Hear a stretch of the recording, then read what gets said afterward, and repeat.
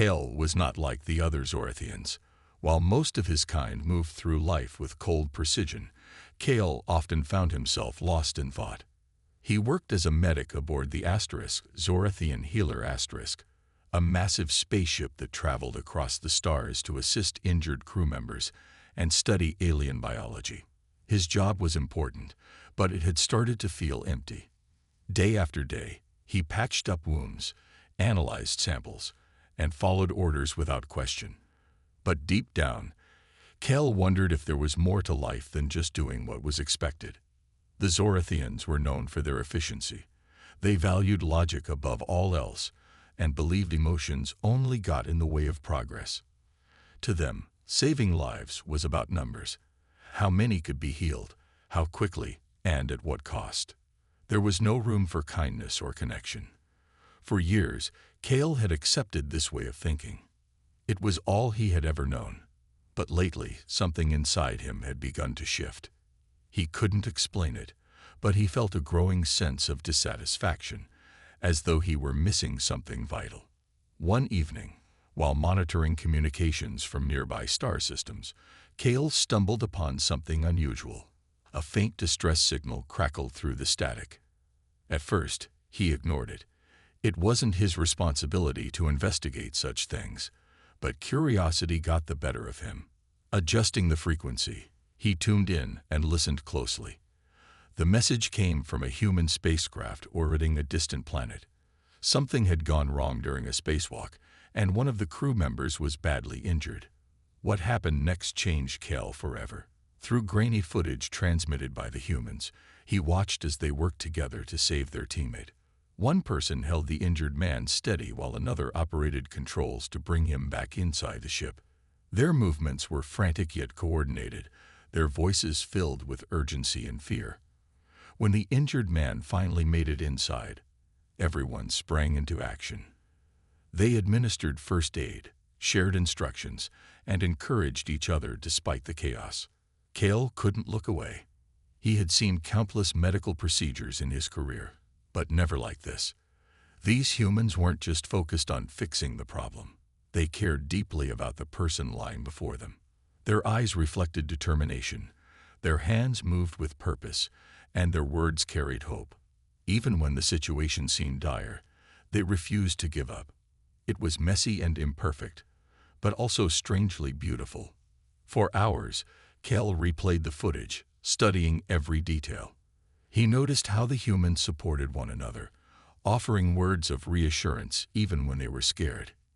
He saw the way they celebrated small victories, a heartbeat stabilizing, a wound bandaged, and mourned setbacks together. No one gave orders harshly or dismissed another's efforts. Instead, they worked as a team, united by a single goal: to save a life. This was so different from anything Kale had experienced. On the Zorathian Healer Asterisk, medical procedures were performed with robotic efficiency. Patients were treated as cases to be solved, not individuals to be cared for. Emotions were seen as weaknesses, distractions that slowed progress. Watching the humans reminded Kale of something he hadn't realized he'd lost: humanity itself. As the days passed, Kale couldn't stop thinking about what he'd seen. He began sneaking moments during his shifts to observe human broadcasts. He discovered stories of doctors performing surgeries in war zones, firefighters risking their lives to rescue strangers, and ordinary people volunteering to help after natural disasters. Each story touched him in ways he didn't expect. He learned about Dr. Alan Carter, a surgeon who saved dozens of lives after an earthquake destroyed a small town. Despite limited resources and overwhelming odds, Alan kept working until every patient was treated. His dedication inspired Kale to rethink everything he thought he knew about medicine. Kale started comparing these acts of bravery to his own society. The Zorathians prided themselves on their advanced technology and logical approach, but Kale now saw how hollow it all felt. Without compassion, without connection, their efforts lacked meaning. Saving lives wasn't just about fixing bodies. It was about caring for souls. And Kale realized he wanted to be part of something real, something heartfelt. But leaving the Zorathian healer wouldn't be easy. Kale knew the risks. He could lose his job, his reputation, maybe even his freedom. Yet the idea of staying in a world that didn't value empathy felt unbearable. Slowly, a plan began to form in his mind. If he wanted to understand humanity, he would have to experience it firsthand. Earth was calling to him, and Kale decided he would answer. Kale couldn't stop thinking about the humans. Their actions haunted him, not in a bad way, but in a way that made him question everything he had ever known. He spent his free time secretly watching human broadcasts, trying to understand their world. The more he saw, the more fascinated he became. Humans were so different from the Zorathians. They were messy, emotional, and unpredictable, yet they had something Kale's people lacked: heart. One story stood out to him above all others. It was about Dr. Alan Carter, a surgeon who worked tirelessly after a massive earthquake destroyed a small town. The footage showed Alan operating under makeshift tents, using whatever tools he could find. Power outages forced him to work by flashlight, and the lack of supplies meant he had to improvise constantly. Yet despite these challenges, Alan never gave up. Kel watched as Alan comforted frightened patients, reassured exhausted volunteers, and kept going even when his own body begged for rest. What struck Kel most was how much Alan cared. Every decision he made wasn't just about fixing a problem. It was about helping a person. Alan didn't see broken bones or torn skin. He saw mothers, fathers, children, and friends. He treated each patient like they mattered, like their life was worth saving no matter the cost. This was completely foreign to Kale. On the Zorathian healer patients were cases to be solved, numbers on a chart. Emotions were irrelevant, even discouraged. Watching Alan reminded Kel of what he had been missing all along. The contrast between the two worlds weighed heavily on Kel. His own society valued efficiency above all else. If saving someone took too long or required too many resources, it wasn't worth doing. But humans didn't think like that. They risked their lives for strangers, worked until they collapsed, and refused to give up even when hope seemed lost. To them, every life mattered. No one was left behind. Kale began to wonder if he could ever live like that. Could he leave behind the cold, sterile world of the Zorathians and embrace the chaos of humanity? The idea both excited and terrified him. Leaving would mean giving up everything he had ever known: his job, his home, his identity. But staying meant continuing a life that felt empty and meaningless. For days, Kale wrestled with the decision, unable to find peace. Then one night, while reviewing old transmissions, Kale stumbled upon another story. This time, it was about ordinary people coming together to help during a hurricane. Footage showed neighbors rescuing each other from flooded homes, sharing food and water, and comforting those who had lost everything. One woman, named Maria Lopez, stood out. She had opened her house to anyone in need, feeding dozens of people and letting them sleep on her floor. When asked why she did it, she simply said, "Because it's the right thing to do." That answer hit Kale hard. It was so simple, so pure. The Zorathians always talked about what was logical or efficient, but rarely about what was right.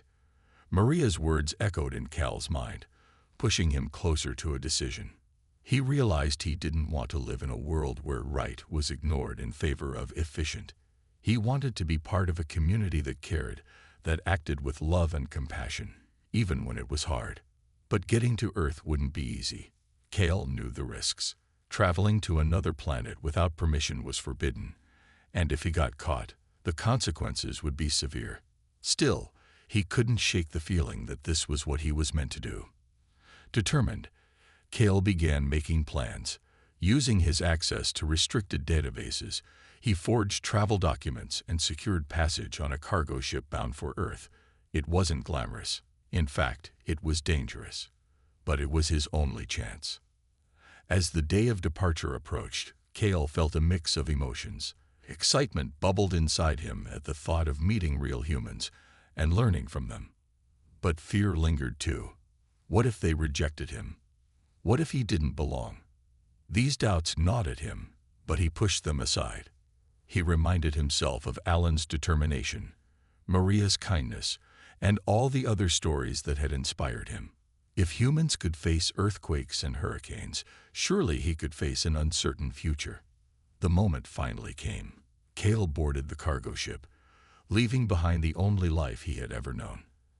As the Zorathian healer grew smaller in the distance, Cale felt a strange sense of freedom. For the first time in years, he felt alive. He didn't know what awaited him on Earth, but he was ready to find out. Whatever happened next, he knew one thing for sure. He was done living a life without purpose. Cale's journey to Earth was long and uncomfortable. The cargo ship wasn't designed for passengers, and he spent most of the trip hiding in a small storage compartment. The air was stale, the floor was cold, and the hum of the engines never stopped. But none of that mattered to Cale. He was too focused on what lay ahead. Every bump and jolt of the ship brought him closer to the planet he had seen only through broadcasts and videos. Earth, the place where humans lived, loved, and saved one another without hesitation. When the ship finally landed, Cale waited until the crew had unloaded their cargo before slipping out unnoticed. He stepped onto the ground of a bustling spaceport, his heart pounding with both excitement and fear. To blend in, he activated a holographic disguise he had created using stolen Zorathian technology. The device made him look like a human male, average height, with short brown hair and plain features. It wasn't perfect, but it would do. For the first time, Cale felt truly alone, surrounded by strangers who had no idea who or what he really was. The spaceport was overwhelming. People rushed past him, talking loudly into devices, dragging suitcases and arguing over directions. Screens on the walls flashed advertisements for products Cale didn't recognize. The smells of food stalls mingled with the scent of fuel and metal. Everything moved so fast, and Cale struggled to keep up.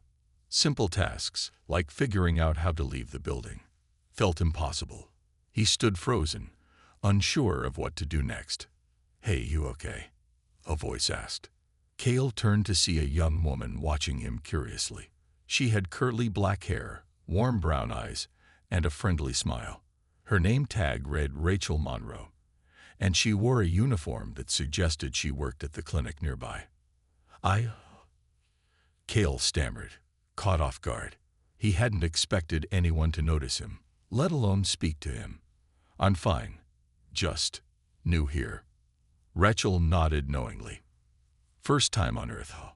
You look lost. Need help finding your way?" Cale hesitated. He didn't want to draw attention to himself, but he also couldn't deny that he needed guidance. "Yes, thank you," he said slowly, testing out the words. "I'm looking for somewhere to learn about medicine." Rachel raised an eyebrow. "Medicine? Are you a doctor?" "No," Cale replied quickly. Too quickly. He cleared his throat and tried again. "Not exactly. But I want to understand how humans heal each other." Rachel studied him for a moment, then smiled. "Well, if you're serious, you've come to the right place. I work at a free clinic not far from here. We don't have fancy equipment, but we take care of people who need help. Want to check it out?" Cale blinked, surprised by her offer. Humans were supposed to be distrustful of outsiders, weren't they? Yet here was Rachel, inviting him into her world without hesitation. "That would be helpful," he said cautiously. The clinic was located in a modest brick building in Brooklyn. Inside, the waiting room was crowded with people of all ages and backgrounds. Some looked sick, others injured, and a few simply seemed tired. Rachel introduced Cale to Dr. Marcus Hale, the head physician, as a friend interested in learning. Marcus gave Cale a skeptical glance but didn't object. Over the next few days, Cale observed everything. He watched as Rachel greeted patients with kindness, listened to their stories, and offered comfort when they were scared. He saw how she worked alongside Marcus, who barked orders but always cared deeply about his patients. Even the receptionist, an older woman named Linda, contributed by making sure everyone felt welcome. At first, Cale kept his distance, afraid of being discovered. But as he watched the team work together, something inside him began to shift. These humans weren't just treating injuries. They were healing hearts. They laughed with children, held the hands of the elderly, and stayed late to ensure no one was left behind. It was messy and imperfect, but it was real. One afternoon, Rachel noticed Cale lingering near the supply closet. "You've been here for days," she said, leaning against the doorway. "Why are you really here?" Cale froze. He hadn't planned for this moment. Slowly, he lowered his gaze. "I wanted to see how humans save lives. Back home, we don't do it like this. We fix problems, but we don't care about people, not like you do." Rachel tilted her head, studying him. "Back home? Where's that?" Cale hesitated. He couldn't tell her the truth. "Not yet. Far away," he said simply. "But I think I can learn a lot here." Rachel smiled softly. "Well, you're welcome to stay as long as you want. Just don't get in the way." For the first time since arriving on Earth, Cale felt a flicker of hope. Maybe he could belong here. Maybe, just maybe, he could find the purpose he had been searching for all along. Cale spent his days at the clinic, soaking in every detail of how humans cared for one another. At first, he mostly observed, standing quietly in corners and trying not to draw attention to himself. But Rachel noticed his curiosity and began inviting him to assist with small tasks. "Hand me that bandage," she'd say, or "Can you hold this light steady?" Each request made Cale feel more useful, more connected to the work they were doing. He quickly realized that human medicine wasn't just about knowledge. It was about teamwork. Everyone at the clinic played a role, no matter how big or small. Marcus gave orders but also listened to suggestions. Linda kept track of supplies and reminded everyone to take breaks. Even the volunteers, who came in after their regular jobs, pitched in by organizing files or comforting nervous patients. It was chaotic at times, but there was a rhythm to it, a sense of purpose that Cale had never experienced before. One day, a young boy named Ethan arrived at the clinic with his mother. He was wheezing heavily, his face pale and sweaty. His mother, frantic, explained that he had severe asthma and hadn't been able to breathe properly since they left home. The air quality in the city had worsened, triggering an attack. Rachel sprang into action, guiding them to an exam room while calling for oxygen. Cale followed silently, unsure if he should help or stay out of the way. But when Rachel glanced at him and nodded toward the equipment, he stepped forward. Using his advanced understanding of biology, he adjusted the oxygen flow to match Ethan's needs precisely. Then, remembering something he'd seen on a broadcast, he gently placed a hand on the boy's shoulder and said, "You're going to be okay. Just focus on breathing." Ethan's eyes met his, wide with fear but slowly calming. For the first time, Cale felt like he was making a real difference, not just fixing a problem, but offering comfort. Together, he and Rachel stabilized Ethan's condition, and soon the boy was resting peacefully, his chest rising and falling steadily. Afterward, Rachel pulled Cale aside. "That was impressive," she said, her tone warm but curious. "Where did you learn to do that?" Cale hesitated, searching for the right words. "I've studied medicine before, in my own way." Rachel didn't press further, though Cale could tell she wanted to. Instead, she smiled and said, "Well, you're good at it. Stick around, and maybe we can teach each other a few things." As the weeks went by, Cale grew more confident. He learned how to use basic medical tools, how to read human body language, and how to communicate clearly despite his limited vocabulary. He even picked up some slang from the volunteers, which made everyone laugh when he tried using it. Slowly, he began to feel like part of the team. But life outside the clinic was still challenging. New York City was loud and crowded, and Cale often felt overwhelmed by its energy. Simple tasks, like buying groceries or riding the subway, required all his focus. Humans moved so quickly, spoke so casually, and seemed to know exactly what they were doing. Cale, on the other hand, fumbled through everything, afraid of making mistakes. Rachel noticed his struggles and offered to help. One evening after work, she invited him to her apartment for dinner. "You need a break," she said firmly. "And I'm tired of seeing you eat those weird protein bars you carry around." Cale hesitated but accepted. Her apartment was small but cozy, filled with books and plants. Over steaming bowls of pasta, they talked about their lives. Rachel shared stories about growing up in Brooklyn, her dream of becoming a nurse, and the challenges of working at an underfunded clinic. Cale listened intently, fascinated by how openly she spoke about her hopes and fears. When it was his turn to talk, Cale struggled. How could he explain his past without revealing too much? Finally, he settled on a version of the truth. "I left my home because I wanted to learn from people like you," he said carefully. "Humans care about each other in ways I've never seen before. I wanted to understand why." Rachel smiled softly. "It's not always easy, you know. People can be selfish, cruel even. But most of us try our best. We mess up, we argue, but when it really matters, we come together. That's what makes us human." Her words stayed with Cale long after he left her apartment. They gave him hope, reminding him why he had come to Earth in the first place. For the first time, he felt like he might actually belong somewhere. In this noisy, unpredictable city, among these kind, flawed, extraordinary people. Still, Cale couldn't shake the feeling that his old life was catching up to him. Late at night, as he lay awake in his tiny rented room, he wondered how long he could keep his secret. Sooner or later, someone would ask questions he couldn't answer. And when that day came, he wasn't sure what he would do. Cale's days at the clinic became a routine he cherished.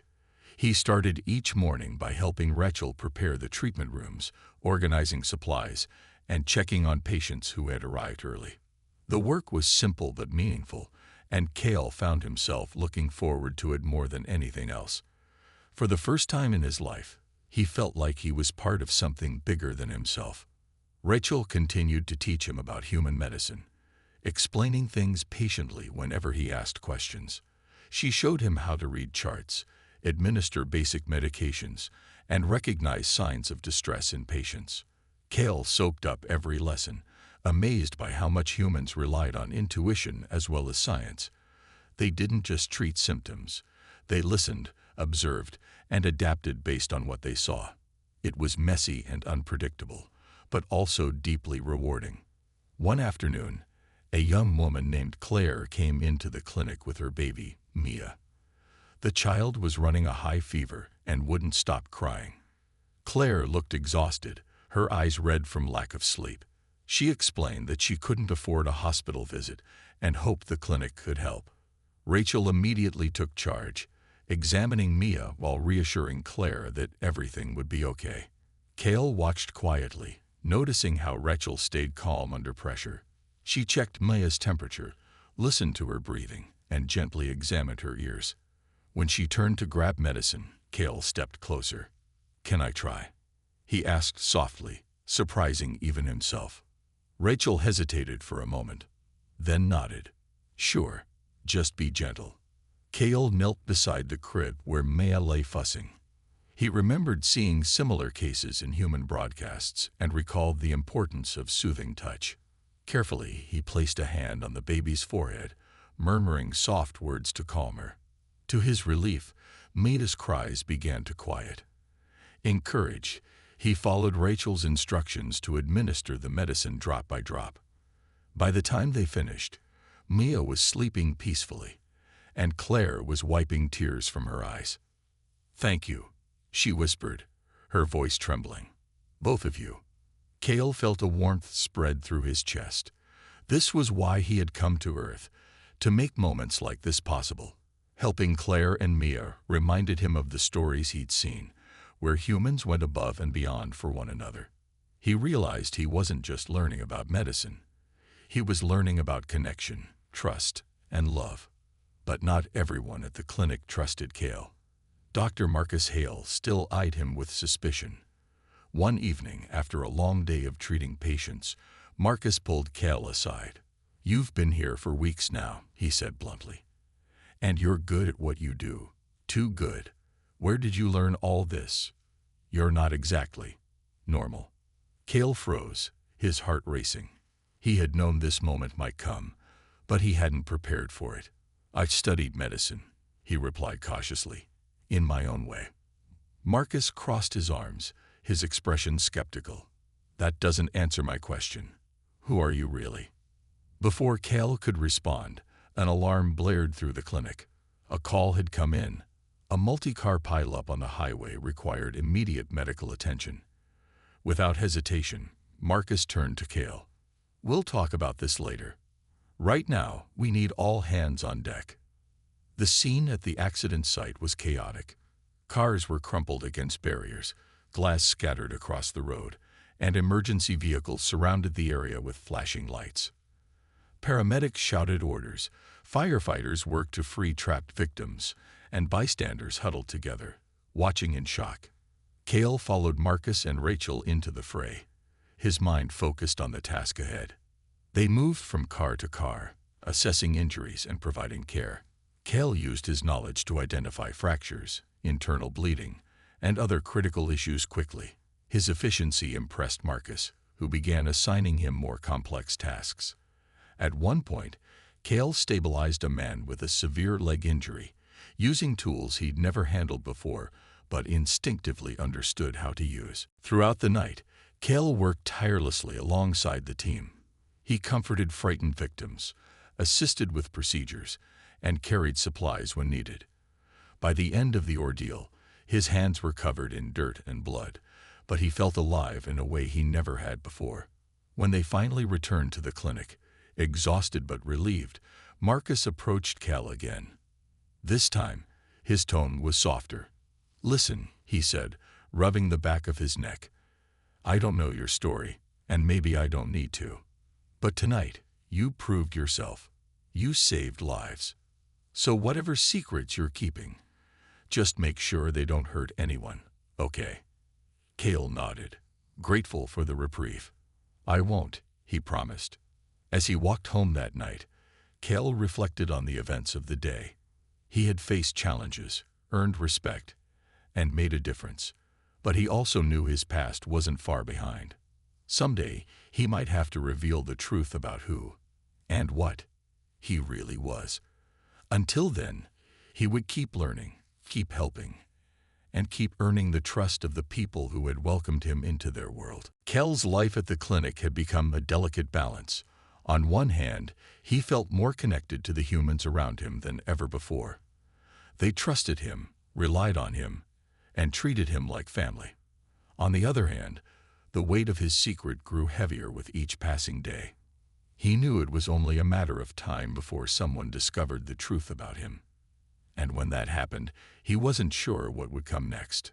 One evening, after a long shift, Cale decided to take a walk through the city.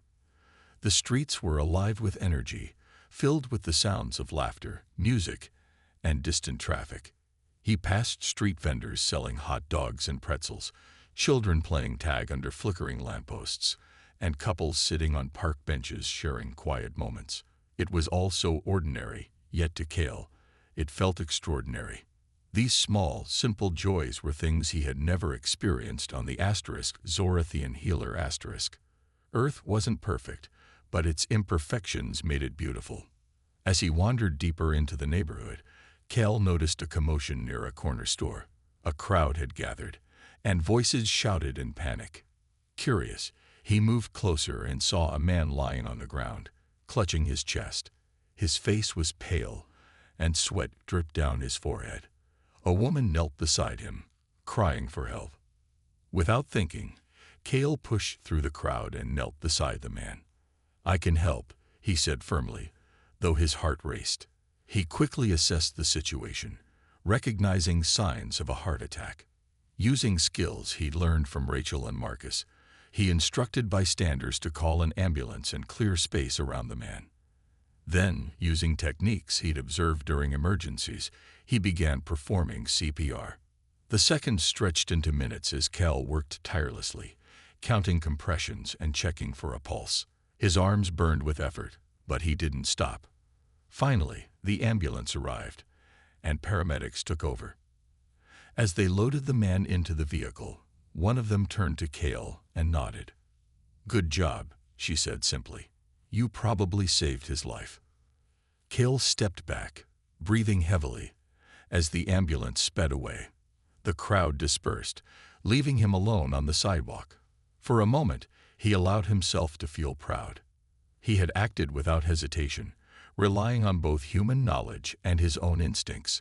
But the experience also reminded him of how fragile life was, and how much responsibility came with saving it. Back at the clinic the next morning, Cale found Rachel waiting for him. Her expression was serious, and she motioned for him to follow her into an empty room. Once inside, she closed the door and faced him. "We need to talk," she said quietly. Cale's stomach tightened. Had someone figured out who he really was? "What is it?" he asked, trying to keep his voice steady. Rachel hesitated, then sighed. "Last night, there was an incident near the corner store. A man had a heart attack, and witnesses say someone helped save him. That person fits your description." Cale swallowed hard. "It's not what you think." "I'm not accusing you of anything," Rachel interrupted gently. "But I know you're hiding something. You show up out of nowhere. You have skills no one can explain. And sometimes, you act like you don't belong here. Who are you, Cale?" "Really?" For a moment, Cale considered lying. He could make up another story, another excuse. But looking into Rachel's eyes, he realized he couldn't do it. She had trusted him, taught him, and welcomed him into her world. He owed her the truth, or at least part of it. "I'm not from here," he admitted finally. "I came to Earth because I wanted to learn from humans. Your kindness, your compassion. It's something my people don't understand. I left everything behind to be here." Rachel stared at him, processing his words. "Are you saying you're not human?" Cale nodded slowly. "I am, but I'm not. My body is different, hidden by technology. I didn't mean to deceive anyone. I just wanted to help." To his surprise, Rachel didn't seem angry or afraid. Instead, she looked thoughtful. "Why tell me now?" "Because I trust you," Cale replied honestly, "and because I don't want to lose what I found here. This place, these people, they've given me a purpose I never had before." Rachel was silent for a long time.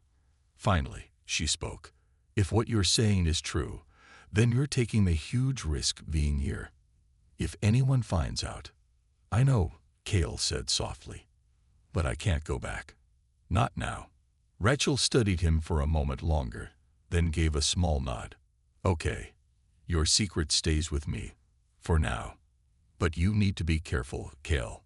People won't always react the way I did." Relief washed over him, followed by gratitude. "Thank you," he said sincerely. "I won't let you down." Over the following days, Cale threw himself into his work at the clinic, determined to prove his worth. He continued learning from Rachel and Marcus, forming stronger bonds with the team, and helping patients in ways that earned their trust. Yet despite his efforts, he couldn't shake the feeling that danger lurked just around the corner. Sooner or later, his past would catch up to him. Until then, he vowed to keep giving everything he had to the clinic, to the people, and to the new home he had grown to love. Cale's days at the clinic became busier than ever. Word spread about the mysterious man who worked tirelessly, often staying late to help patients or organize supplies. People began to rely on him, trusting his calm presence and steady hands. For Cale, this growing trust was both a blessing and a burden. He cherished the connections he had made, but he couldn't shake the fear that one day someone would uncover his secret, and everything would fall apart. One evening, as Cale was leaving the clinic, he noticed a strange figure standing across the street. The person wore dark clothing and a hood pulled low over their face, making it hard to see any details. At first, Cale thought nothing of it. New York City was full of strangers, after all. But when he turned onto another street, the figure followed. His heart began to race. Was it paranoia, or was someone watching him? The next morning, Cale arrived at the clinic feeling uneasy. He tried to focus on his work, assisting Rachel with patient check-ins and restocking medicine cabinets. But his mind kept drifting back to the figure from the night before. Had they been real? Or was he letting his fears get the better of him? His question was answered later that afternoon. As Cale sorted through supplies in the storage room, the door creaked open. Thinking it was Rachel or Marcus, he called out, "I'm almost done here." But when he turned around, he froze. Standing in the doorway was not a human but a Zorathian soldier, clad in sleek armor and holding a weapon that hummed with energy. Behind them stood two more soldiers, their faces unreadable beneath their helmets. "Cale," the lead soldier said in a cold, mechanical voice, "you are under arrest for desertion." Cale's blood ran cold. He took a step back, his mind racing. How had they found him? And what would happen if they took him away? The soldiers advanced, their weapons trained on him. There was no way out, not without risking harm to everyone at the clinic. Before Cale could respond, the door burst open again. This time, it was Rachel, Marcus, and Linda. They stopped short when they saw the intruders, confusion quickly turning to alarm. "What's going on?" Marcus demanded, stepping forward protectively. "Who are you?" The lead soldier ignored him, focusing instead on Cale. "Come quietly, or we will remove you by force." Rachel glanced between Cale and the soldiers, her expression sharp with suspicion. "Cale," she asked softly, "what's happening?" Cale hesitated, torn between protecting himself and protecting his friends. Finally, he spoke, his voice trembling. "They're from my home. I left because I didn't agree with their ways. Please, don't let them take me." The room fell silent. Rachel looked shocked, Marcus furious, and Linda confused. Before anyone could react, Marcus stepped in front of Cale, blocking the soldier's path. "Over my dead body," he growled. "He's part of our team. You're not taking him anywhere." The lead soldier raised their weapons slightly. "This does not concern you, human. Step aside." "No," Rachel said firmly, joining Marcus. "If you want him, you'll have to go through us." Linda, though visibly scared, moved to stand beside them. "We stick together here," she added, her voice shaky but determined. Cale watched in awe as his friends formed a united front. These humans, who barely knew him, were willing to risk themselves for his sake. It was something he had never experienced among his own kind, the willingness to fight for someone else, even when it wasn't logical or safe. For a moment, tension crackled in the air. Then, unexpectedly, the lead soldier lowered their weapons slightly. "Your loyalty is commendable," they said, addressing Marcus and Rachel. "But interfering with Zorathian law carries consequences." "We'll take our chances," Marcus shot back. "You won't touch him." The soldier studied them for a long moment, then sighed. "Very well. We will grant Cale asylum, but only if he agrees to use his skills exclusively for humanity's benefit. Any deviation, and we will return." Cale blinked, stunned. Was this really happening? Slowly, he nodded. "I promise," he said. "I'll stay and help." With that, the soldiers turned and left, disappearing as quickly as they had come. The room remained silent for several moments before Rachel broke it. "Well," she said dryly, "that was intense." Marcus shook his head, still fuming. "What just happened?" "I'll explain later," Cale promised, his voice thick with emotion. "For now, thank you, all of you." As the reality of what had just occurred sank in, Cale felt a wave of gratitude unlike anything he'd ever known. These humans had stood by him, defended him, and given him a second chance.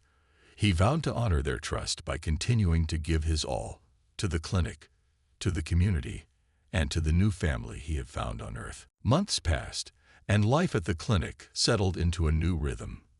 The memory of the Zorathian soldier's visit lingered in Cale's mind, but he chose to focus on the present. His friends, Rachel, Marcus, Linda, and the rest of the team had stood by him when it mattered most, and their bond had grown stronger because of it. To them, Cale was no longer just a mysterious helper. He was family. With his future secured, Cale threw himself into his work with renewed passion. He combined his advanced knowledge of biology with the compassion he had learned from the humans around him. Together, they transformed the humble clinic into a place where miracles happened every day. Patients who once felt forgotten found hope within its walls, thanks to the dedication of the people inside. One morning, as Cal helped Rachel prepare for the day, she turned to him with a smile. "You've changed us, you know," she said. "Not just the clinic, but all of us. You remind us why we started doing this in the first place." Cale looked at her, surprised. "I didn't do anything special," he replied modestly. "You're the ones who taught me how to care." Rachel shook her head. "It goes both ways. You've shown us that we can always learn, always grow. And honestly, I think we needed that." Her words stayed with Cale throughout the day. As he worked alongside Marcus treating patients, joked with Linda about misplaced files, or comforted a nervous child waiting for stitches, he realized how much he had grown since arriving on Earth. He wasn't the same medic who had left the Zorathian healer months ago. Back then, he had been searching for something without knowing exactly what it was. Now, he understood. It wasn't just about learning human medicine. It was about finding connection, purpose, and belonging. The clinic became busier as word spread about the incredible care provided there. People came from all over the city, seeking treatment for everything from broken bones to chronic illnesses. Cale played a key role in handling complex cases, using his unique skills to diagnose problems others might miss. But more importantly, he brought a sense of calm and reassurance to everyone he met. Whether it was holding a patient's hand during a painful procedure or offering a kind word to someone feeling scared, Cale made sure no one felt alone. One evening, after a particularly long shift, Cale stepped outside to catch some fresh air. The sun was setting, painting the sky in shades of orange and pink. He leaned against the railing of the clinic's rooftop, watching the city lights flicker to life below. For the first time in his life, he felt truly at peace. "Mind if I join you?" a voice asked behind him. Cale turned to see Marcus approaching with 2 cups of coffee. "Sure," he said, smiling faintly. Marcus handed him one of the cups and stood beside him, gazing out at the skyline. "You've done good work here, Cale," he said after a moment. "We wouldn't be where we are now without you." Cale sipped the coffee, savoring its warmth. "I'm just glad I get to stay," he admitted. "This place, these people, they've given me a home." Marcus nodded thoughtfully. "Earth isn't perfect. We've got our share of problems, but there's something special about it, something worth fighting for." Cale agreed silently, letting the truth of those words sink in. Earth wasn't flawless. It was messy, unpredictable, and sometimes overwhelming. Yet it was also beautiful in its imperfection. Humans argued, stumbled, and made mistakes, but they also loved fiercely, forgave generously, and refused to give up even when things seemed impossible. That resilience, that heart, was what made them extraordinary. As the weeks turned into months, Cale continued to build a life for himself. He explored the city with Rachel, learning more about human culture through food, music, and art. He attended community events organized by Marcus, meeting neighbors who welcomed him with open arms. Even Linda treated him like a son, insisting he come over for Sunday dinners. Late one night, as Cale lay in bed staring at the ceiling, he reflected on how far he'd come. Leaving the Zorathian healer had been terrifying, but it had also been the best decision he ever made. On Earth, he had found not only a purpose but also a family. These humans, flawed and wonderful, had accepted him for who he was, and together, they were making a difference. Cale closed his eyes, feeling a deep sense of gratitude. He didn't know what the future held, but he knew one thing for certain. He was exactly where he was meant to be. Earth wasn't just a planet, it was home. And for the first time in his life, Cale felt whole.